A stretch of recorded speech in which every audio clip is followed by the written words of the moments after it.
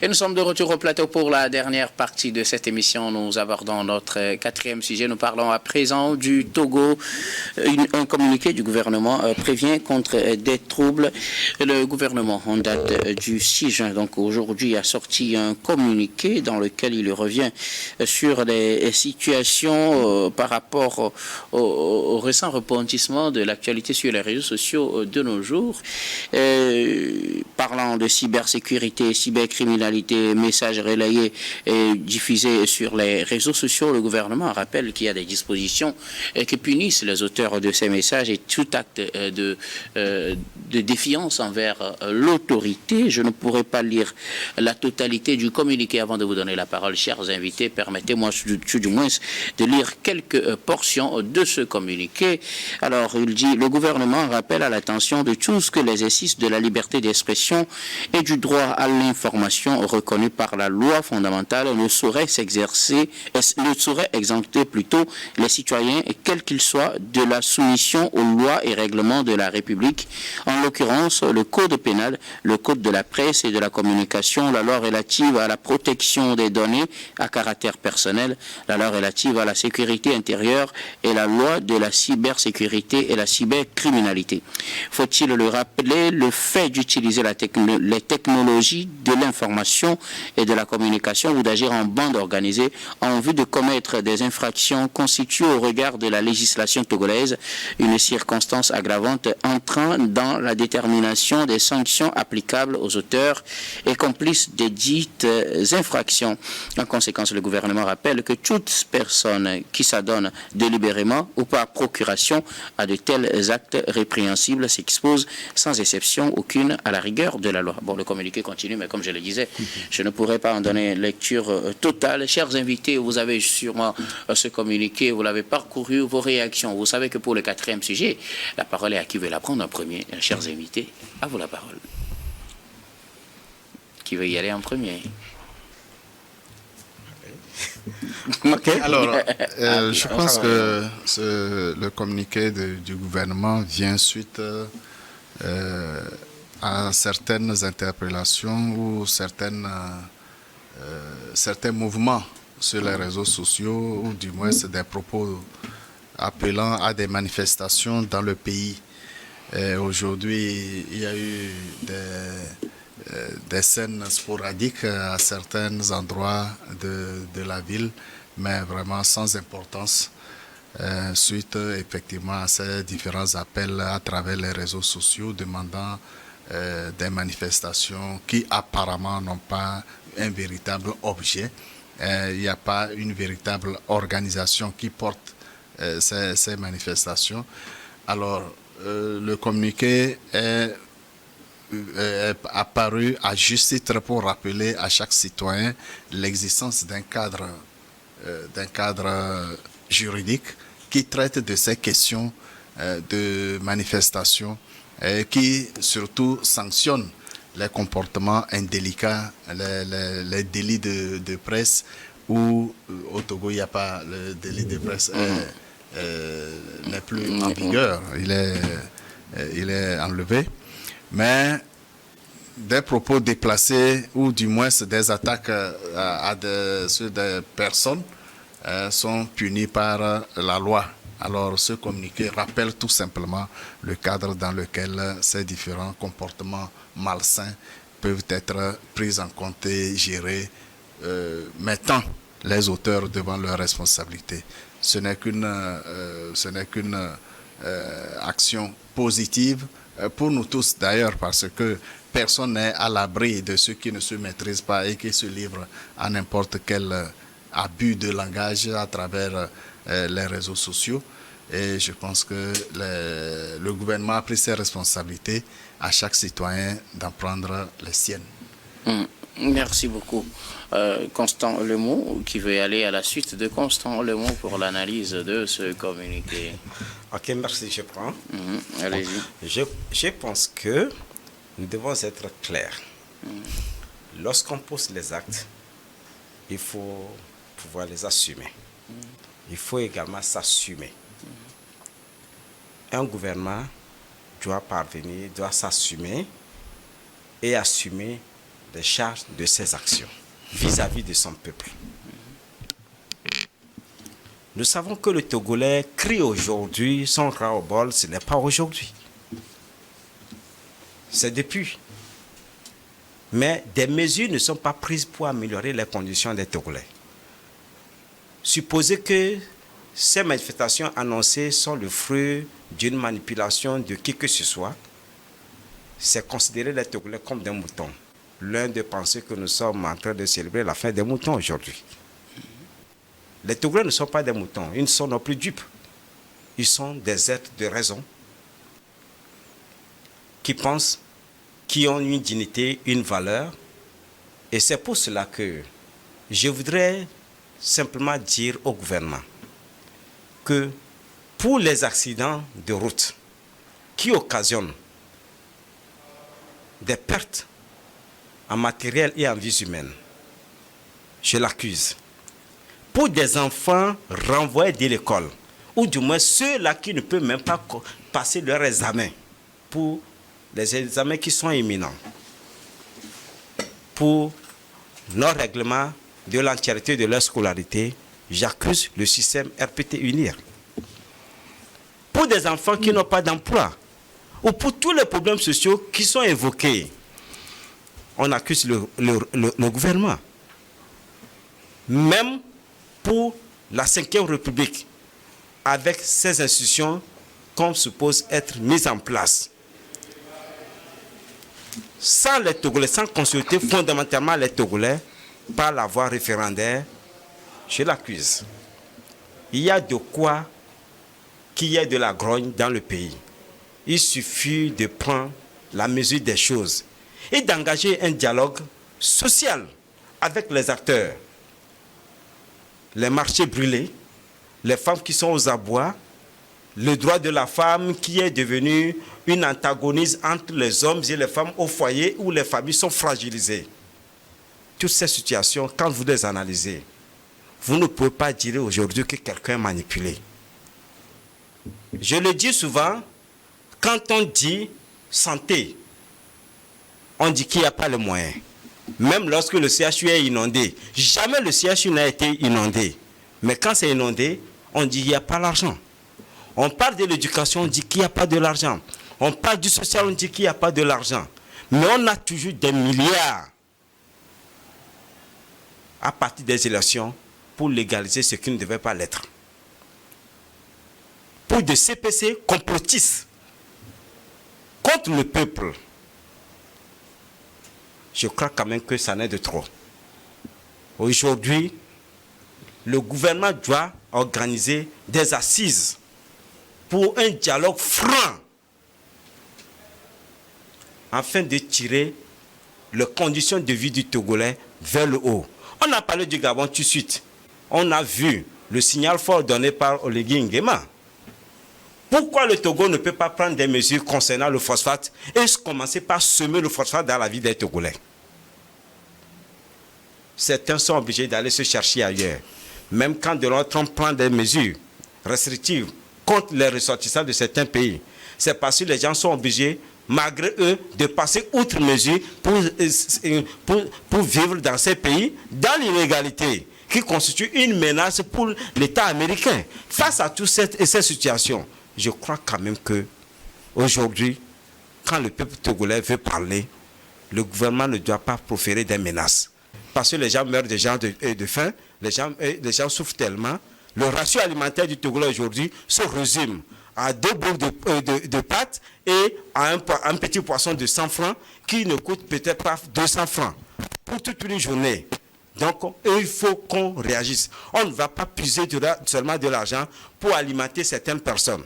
Donc, quand vous voyez les institutions, vous allez voir que ça n'est de trop. Ça fait des gabegies financières, alors qu'on peut aller vers l'essentiel et améliorer le quotidien de tous les Togolais. Alors, la question est de savoir s'il fallait se taire.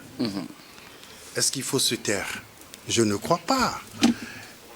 un gouvernement responsable doit forcément alerter les populations. La sécurité du gouvernement, la sécurité du pays, la sécurité du pays, ce n'est pas quand le pays veut s'exprimer qu'il faut prendre des mesures sécuritaires. La sécurité, c'est au-delà. Allez-y, visitez les tests, visitez les instruments juridiques. Mon cher ami, lorsqu'on est de l'autre côté, on pense que c'est aussi facile. Vous savez, vous-même, vous êtes chef d'entreprise, je ne sais pas, mais comprenez que lorsqu'il y a une situation de crise, vous êtes le premier à intervenir pour apaiser tout le monde. Personne ne cherche à ce que ce pays-là s'enflamme. On ne veut pas ça du tout. Et le premier responsable de tout ça, c'est le gouvernement. Et donc, ce communiqué-là, il faut anticiper les situations. Ce communiqué, à mon avis, n'est pas du tout une menace, comme vous le dites. Je pense qu'il y a une situation et le gouvernement doit interpeller tous les citoyens pour leur dire attention à ce que vous faites parce que cela ne peut pas aider notre pays à avancer. Je commence par dire, lorsque vous prenez aujourd'hui les réseaux sociaux que les gens utilisent ailleurs pour apprendre, pour informer et faire de bonnes choses, nous les utilisons de façon franchement négative. Lorsque l'on prend des vidéos, lorsque l'on prend des propos, des choses qui datent, pour mettre ça aujourd'hui, pour dire voilà ce qui se passe à l'heure actuelle. Mais tout ça là, c'est la désinformation et c'est ça que le gouvernement est en train de dire dans son communiqué. Il faut qu'on relise ce communiqué là pour comprendre le fond de ce que le gouvernement dit. D'abord, lorsque vous êtes dans un pays et vous pensez que vous faites de la démocratie, il faut savoir qu'il y a des lois, il y a des droits et des devoirs. On ne peut pas organiser une manifestation publique à partir des réseaux sociaux. Il faut qu'il y ait quand même une organisation qui porte quand même cette manifestation-là. Hier, on a lu des communiqués des partis politiques qu'on a cités être favorables à une manifestation publique aujourd'hui. Tous ces partis politiques ont dit, attention, nous n'avons ni été approchés, ni signataires de ces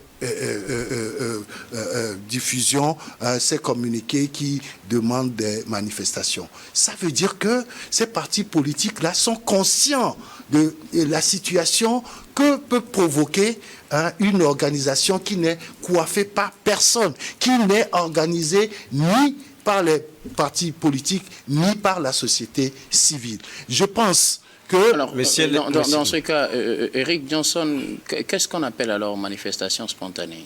Une manifestation spontanée, elle est spontanée. Elle est spontanée lorsqu'il y a une situation... Quand vous dites qu'il faudrait que ce soit forcément porté par quelqu'un, c'est pourquoi je pose cette question. Oui. Pour dire qu'il y a des manifestations qui ne nous sont pas forcément portées par des gens. Nous sommes en train de disséquer le communiqué du gouvernement. Bien sûr. Alors, je voudrais je reviendrai à vos condoléances. Quand on dit mouvement spontané, c'est quand il y a une situation et les gens se lèvent tout de suite. Et il n'y a personne aussi devant. Devant. Oui, donc c'est juste pour... C'est pour dire que, je me rappelle du 5 octobre 90, spontanément, les gens se sont levés pour dire non, nous ne voulons pas que la justice soit instrumentalisée, que la justice soit faite comme ça pour les étudiants qui ont manifesté et rédigé des tracts qu'on a arrêtés pour envoyer en prison. Ça, c'est une manifestation spontanée.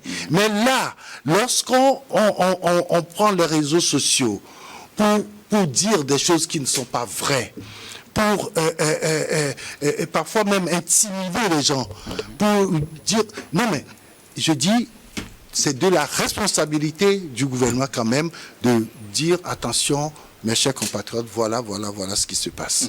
Et donc, pour ça, je dis, c'est pas une menace, mais c'est une alerte pour dire aux concitoyens de ne pas aller dans ce sens. Maintenant, si on va dans le fond des difficultés que les Togolais ont, mais tout le monde est d'avis. Aujourd'hui, il y a eu une augmentation des tarifs de la CET. Aucun citoyen togolais, même les autorités, ceux qui disent qu'ils sont directeurs, qui sont ministres et tout ça, ils vont subir. Et là, ça engage tout le monde.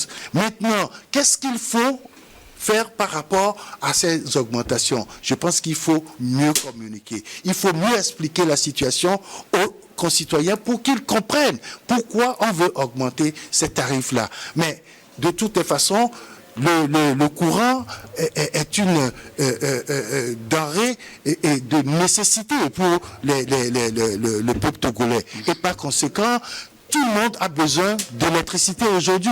On ne peut pas augmenter les tarifs sans expliquer pourquoi on le fait et comment ça doit se faire avec les citoyens.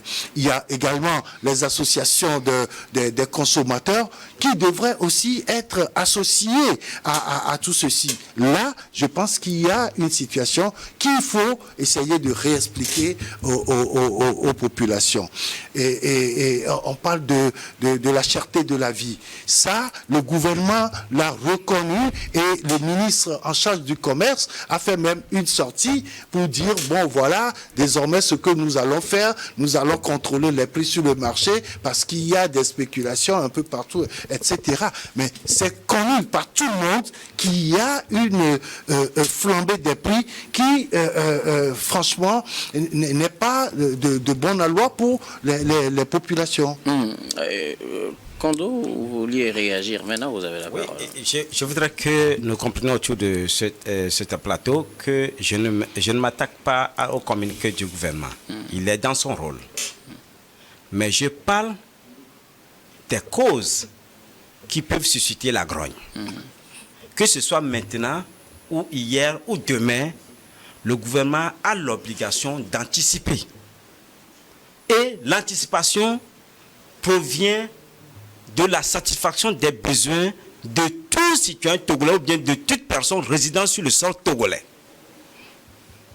À ce jour, nous pensons que ça ne va pas. Le pays semble être pourri. Il faut aller vite. Il faut mieux faire. Il faut améliorer nos pratiques. Ce qui est fait jusqu'à présent, il faut mieux faire. Les gens sont aux abois. Les décès dans les centres de santé peuvent être des signaux.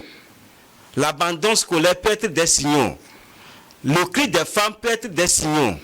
Les jeunes qui s'adonnent à la drogue peuvent être des signaux. On a tous les paramètres aujourd'hui pour comprendre que nous devons aller sur d'autres paradigmes afin de pouvoir gouverner le Togo. Je comprends, M. Kondo, mon co-débatteur. Je relève que les rapports des accidents dont vous parlez, je vous renvoie aux services techniques compétents pour vous fournir les statistiques et les raisons des accidents. Toutes les routes du Togo ne sont pas nickel, je suis d'accord avec vous, mais elles sont pires que nulle part ailleurs. Ensuite, quand vous dites c'est parce que les routes sont mauvaises qu'il y a des accidents, je vous envoie dans les pays développés qui vivent chaque jour des carambolages. C'est parce que les routes sont très bonnes qu'il y a des carambolages, excès de vitesse et autres. Et nous en connaissons dans notre pays sur les voies qui sont nickel. Alors, il ne faut pas créer de l'amalgame pour semer du doute et des troubles dans la tête des gens fragiles. Lorsque vous évoquez les examens des élèves, vous êtes mal tombé. Monsieur Condor, vous devriez informer ceux qui nous suivent qu'au Togo, depuis 2020, aucun apprenant, aucun élève ne paye un seul rond pour passer un examen. Alors, que vous évoquez une raison complètement fausse, vous jouez de votre propre crédibilité. Maintenant, les manifestations dont vous parlez qui n'ont pas eu lieu, vous l'avez dit vous-même, que l'appel aux manifestations n'a pas marché.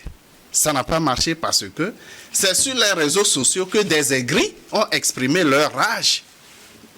Mais sur le terrain, c'est le contraire. Les Togolais ont besoin de vivre tranquillement.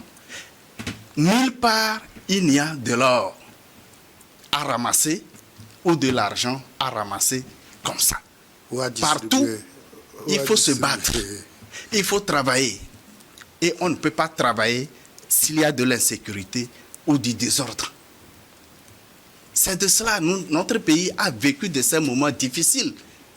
Et jusqu'à présent, certains citoyens ont gardé des séquelles regrettables. Il faut qu'on évite cela, M. Kondo. Vous êtes un leader d'opinion dans votre coin. Il faut éclairer la lanterne. Sans parti pris. Je ne me bats jamais contre personne, ni une sensibilité politique, mais je me bats contre les actes non citoyens. Et j'encourage la citoyenneté. J'encourage tout citoyen à s'assumer, à être responsable des actes et des propos qu'il tient. C'est à cela que le gouvernement nous en appelle. Personne ne dit tout est rose dans notre pays, pas du tout. Chacun vit la réalité de façon différente, selon nos moyens, nos capacités de mobilisation, de combat et de création des recettes. C'est vrai, le gouvernement a sa part de responsabilité pour améliorer chaque jour le quotidien des citoyens. Ouais. Mais on ne peut pas tout faire. Personne n'a jamais rien. Personne, aucun président, dans aucun pays, on a satisfait complètement les besoins. Nos réalités sont les nôtres. C'est à nous de nous battre pour les améliorer par notre travail. Ce n'est pas en chantant, ce n'est pas en appelant à des révoltes insensées. Ça n'a pas de sens. Monsieur Condor, nous sommes dans un plateau de haut niveau. Il faudrait qu'on se mette à ce rang-là pour que notre propos nous soit vraiment utile et utile à ceux qui nous suivent. Merci beaucoup à vous tous pour vos contributions. Nous arrivons pratiquement à la fin de ce numéro de Regards croisés. Vous aurez le temps de réagir si vous voulez encore réagir. Ce sera donc dans vos mots de fin et c'est sur un sujet de votre choix. Je commence par vous, M. Kondo Nayote. Oui, je vous remercie. Je remercie le plateau de Nuit TV, l'équipe technique. Donc, je crois quand même que nous avons tous l'amour pour notre pays et nous voulons que les choses puissent aller mieux pour que tout le monde nous vivions toujours en frères comme c'était les beaux moments du Togo. Aujourd'hui, il faut, je le dis, je ne m'en prends à personne, je ne suis non plus aigri. J'invite la classe politique, le gouvernement à anticiper à toutes les formes de crise qui peuvent naître. Seuls nous, les concitoyens, peuvent le dire. Puisqu'on le dit dans nos jargons naturellement, on ne peut jamais danser et s'apprécier. Il faut que les autres le disent. Nous sommes conscients, tous autour de ce plateau, qu'il y a quelque chose qui ne va pas, qu'il faut améliorer forcément pour que nous puissions nous accepter comme des frères. L'essentiel, j'invite le gouvernement à le faire et je crois quand même que nous ne pourrons plus nous voir en chien défaillant. Il n'y aura pas l'ennemi du gouvernement, le gouvernement ne sera l'ennemi pour personne. C'est pour ça que j'attire l'attention du gouvernement sur ce qui ne va pas parce que nous écoutons beaucoup les Togolais. Merci. Merci beaucoup à vous, Kofi Nayote et Kondo. Vous êtes analyste politique. Merci d'être passé sur ce plateau. Merci, mon frère Guillaume. Eric Johnson, vos mots de fin. Alors, je voudrais aussi aller dans le même sens que mon frère Kondo. Je me dis qu'aujourd'hui, nous utilisons très mal les réseaux sociaux. Il faut qu'on se dise la vérité. Il y a beaucoup de choses qu'on a vues depuis pratiquement une semaine, mais je ne sais pas comment les qualifier, mais je demande à mes concitoyens de faire extrêmement attention à tout ce qui passe sur les réseaux sociaux. On a vu des images qui ont été traitées avec l'intelligence artificielle. On a vu des images d'ailleurs qui sont transférées dans le cas du Togo pour expliquer ou exprimer quelque chose. Il y a des contre-vérités qui sont dites. Néanmoins, je pense qu'il y a un problème essentiel dans le pays. Nous sommes un pays en voie de sous-développement, je le dis toujours, et il faudrait que chacun prenne conscience de cela. Et donc, attention à ce que les gens nous envoient d'ailleurs et que nous consommons avec satiété. Il faudrait qu'on analyse nous-mêmes, que nous fassions d'abord une analyse beaucoup plus intellectuelle de ce qui nous est envoyé et dire ça c'est possible, ça c'est pas possible, comparer les faits sur le terrain et se dire attention, il ne faudrait pas que notre pays brûle. Merci beaucoup.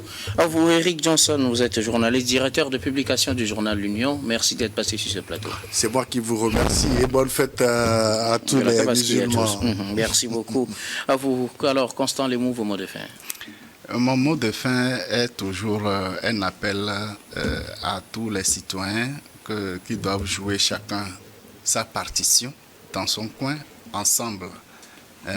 Que ce soit des actions individuelles ou des actions d'ensemble, nous devons travailler à ce que nous puissions vivre mieux ensemble. Vivre mieux ensemble. Et là, également comme d'autres débatteurs, nous demandons toujours aux gouvernants de continuer l'effort de créer les meilleures conditions pour tous les citoyens. Nous sommes conscients que tous les problèmes ne seront pas résolus comme par baguette magique, mais que plus d'espace d'initiative se crée pour que chaque citoyen puisse se sentir à l'aise. Il n'y a pas l'Eldorado ailleurs. On est toujours mieux chez soi et quand les conditions s'améliorent chaque jour, eh bien, on ne peut qu'apprécier.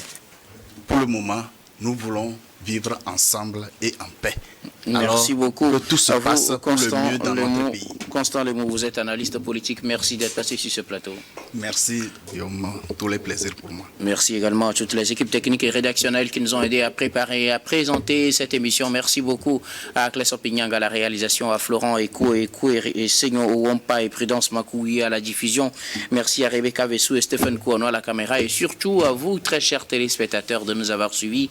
C'est la fin de ce numéro de Regard Croisé, de tous les numéros de cette semaine. Je vous retrouve la semaine prochaine avec le même plaisir pour d'autres numéros.